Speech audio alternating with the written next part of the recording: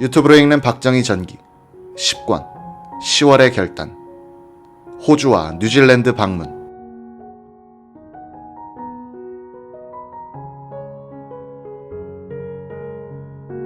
(1968년 9월 15일) 오전 10시 50분 박정희 대통령 내외가 호주 뉴질랜드 공식 방문길에 올랐다.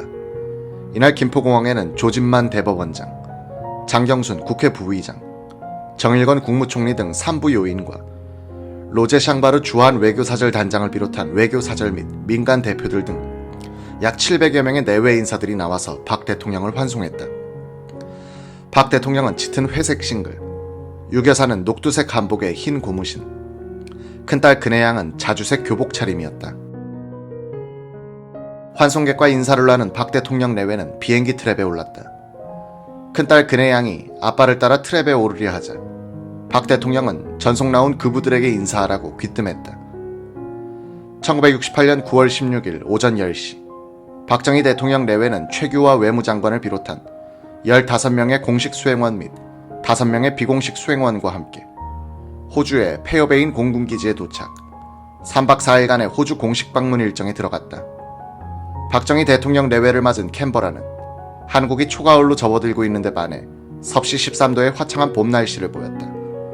공항 주변에 끝없이 펼쳐진 목초지 위에는 솜처럼 새하얀 면향이 점점이 흩어져 풀을 뜯고 있었다. 벚꽃이 만발했다. 박 대통령 내외는 오전 10시 30분 숙소에서 고튼 호주 총리 내외와 함께 한국의 지화수와 목초 개발을 위한 양국 간의 기술 협조 문제를 주제로 약 30분간 환담했다.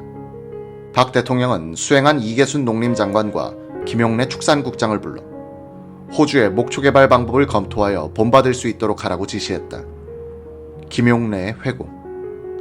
박 대통령이 호주 뉴질랜드를 방문하면서 크게 염두에 둔 부분이 우리나라 축산진흥이었다.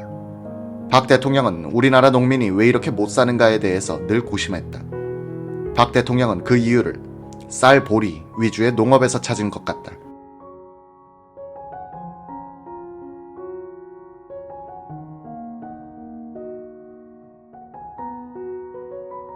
(1968년 6월 10일) 박 대통령은 권농일 모내기 행사를 위해 수원에 내려갔다. 이계순 농림장관이 차에 동승했다. 박 대통령은 이 장관에게 우리 농업이 미맥 위주여서 수해나 가뭄 등의 자연 조건에 너무 민감하다. 토지 이용을 다각화할 필요가 있다. 축산을 하면 농가 소득이 증대될 뿐 아니라 일본에 소 10만 두만 수출하면 대일 무역 적조가 해소된다고 한다. 이 장관은 축산에 힘을 쓰라고 말했다. 박 대통령이 소 10만 두만 수출하면 대일 무역 역조가 해소된다고 말한 것은 그 며칠 전 엄민영 주일대사에게서 들은 말이 있었기 때문이다. 엄대사는 박 대통령에게 일본에 가서 보니 쇠고기가 부족해 호주, 뉴질랜드에 엄청난 돈을 지불하고 쇠고기를 수입하고 있었습니다. 우리도 소만 있다면 수출하는 것은 문제가 되지 않습니다. 소 한 마리당 $1,000로 계산해서 1년에 10만 두만 수출하면 1억 달러가 됩니다. 대일 무역 역조가 금방 해결됩니다 라고 보고했던 것이다. 박 대통령은 한 번 집념을 가지면 자나깨나 그 생각만 한다. 이날 수원에 내려간 박 대통령은 권농일 행사에서 산지를 개발해서 축산을 진흥하자고 말씀하셨다. 고튼 호주 총리와 환담을 마친 박 대통령은 곧바로 총독 관저를 예방하여 KC 총독과 이야기를 나눴다. 박 대통령은 총독 관저 접견실에서 호주 주재 외교 사절들을 접견했다. 박 대통령은 특히 한국 참전 16개국 중 호주에 주재하고 있는 벨기에, 캐나다, 프랑스, 터키, 남아공 연방, 스웨덴 등 6개국 대사를 따로 만나 121 사태를 중심으로 한 한국의 입장을 설명했다. 박 대통령은 호주 주재 베트남 대사도 만나 베트남에서의 명예롭고 항구적인 평화 실현을 위해서 자유아시아 국가들이 결속해야 한다는 점을 강조했다. 박 대통령과 고튼 호주 총리는 9월 17일 정상회담을 갖고 앞으로 양국 간의 무역 확대를 위한 강요급 회담을 여는 데 합의했다. 이날 한 호주 정상회담과 강요급 회담을 통해 양국은 축산, 산림, 어업 및 문화예술 등 모두 4개 사항에 관해 협정을 체결하기로 합의했다. 9월 18일 시드니에 도착하여 엔트워드 호텔에서 호주 방문의 마지막 일정을 보낸 박 대통령은 19일 오전 날이 밝자마자 수행원을 찾았다. 수행원들은 다음 방문국인 뉴질랜드로 출발을 준비하기 위해 아침부터 바쁘게 움직이고 있었다. 마침 스위트룸 부근을 지나던 강영규 외무부 아주국장은 박 대통령이 급하게 찾는다는 말에 대통령이 묵고 있는 방으로 들어갔다. 방에 들어가자마자 박 대통령은 이후락 비서실장도 들어오라고 해 라고 말했다. 강 국장은 옆방으로 가 이후락 비서실장을 급히 데리고 다시 대통령이 있는 방으로 들어갔다. 이후락 비서실장이 들어오자 박 대통령은 여기에 있는 가구들을 한번 봐. 전부 일제야 하며 방 안에 있는 가구들을 손으로 가리켰다. 박 대통령은 우리도 가구는 잘 만드는데 얼마든지 수출을 할 수 있겠어 라고 말하더니 대뜸 이동환 대사에게 연락해서 이 나라에서 일제 가구를 연간 얼마나 수입하는지, 우리나라의 수출 가능성은 얼마나 되는지 조사해서 지금 당장 보고하라고 하시오 라고 하는 것이다. 강영규, 당시 외무부 아주국장의 회고. 전날 밤까지 이어진 공식 일정만 해도 피곤할 텐데 박 대통령은 잠들기 전에 방에 있는 가구를 살펴보고 그것이 전부 일제인 것을 알고는 잠이 오지 않은 모양이었다. 박 대통령의 지시를 전해들은 이동환 대사는 발등에 불이 떨어졌다. 이 대사는 뉴질랜드 대사도 겸임하고 있었기 때문에 정신없이 바쁜 상태였다. 몇 시간만 있으면 뉴질랜드로 날아가야 했으므로 일제 가구의 호주 수출 현황을 오전 중에 끝내야 할 상황이었다. 대사관에서 평소에 이런 것을 조사해둘 리가 만무했다. 강영규 당시 외무부 아주국장의 회고. 박 대통령은 국무회의 때 각종 수출 수치 등을 외우고 있다가 장관들에게 질문을 자주 했다. 갑자기 들어오는 질문에 장관들은 평소 잘 알고 있던 숫자도 우물우물하기 일쑤였다. 국무회의 시작 전에 장관들이 숫자를 달달 외우는 진풍경이 자주 벌어졌다.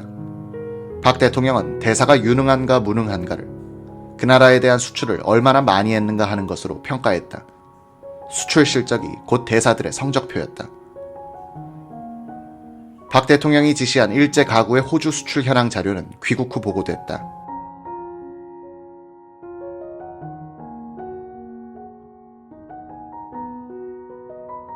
박 대통령 내외는 3일간의 호주 방문을 마치고 뉴질랜드를 공식 방문하기 위해 19일 시드니를 떠났다. 박 대통령은 같은 날 오후 3시 35분 뉴질랜드 오하키 공항에 도착해서 폴리트 뉴질랜드 총독 내외, 홀리어크 총리 내외의 영접을 받았다. 의장대를 사열한 박 대통령은 총독 및 총리 내외와 함께 뉴질랜드 정부가 마련한 특별기편으로 수도인 웰링턴에 도착, 총독 관저에서 여장을 풀었다. 박정희 대통령은 9월 20일 오전 11시 20분 뉴질랜드 국회의사당 총리실에서 홀리오크 총리와 정상회담을 가졌다.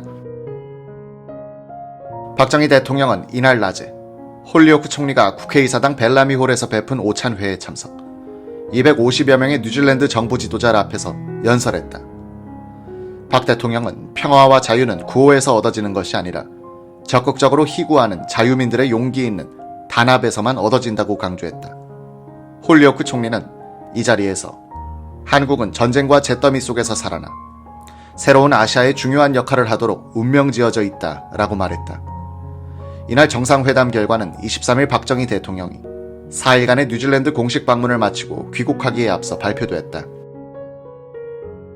양국은 공동성명을 통해 한국의 가축 시범 농장을 세우는데 뉴질랜드 정부가 기술을 원조하고 다음 해인 1969년 한국의 축산 및 초지개발 훈련을 위해 장소를 제공할 것에 합의했다. 두 나라 정부는 축산, 어업 등 1차 상품 분야에서 합작 투자의 가능성을 검토하는 한편 뉴질랜드산 가축류의 대한 수출을 고려할 것을 협의했다. 박 대통령 일행은 21일 오전 비행기로 뉴질랜드 북부 지방인 해밀턴시에 도착했다. 박 대통령은 홀리오크 총리의 안내를 받아 존스턴 농장, 코마코라우 치즈 공장, 리델 브러더스 낙농 공장 등을 시찰한 후 오후 5시 15분 오클랜드시에 도착했다.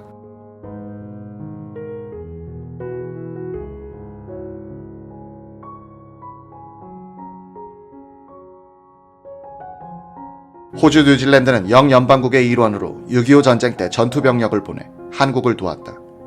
호주는 6.25 전쟁 당시 17,000여 명의 전투병력과 항공모함 한 척, 순양함 한 척 등을 한국에 파견하여 339명이 전사했고 1,000여 명이 다쳤다.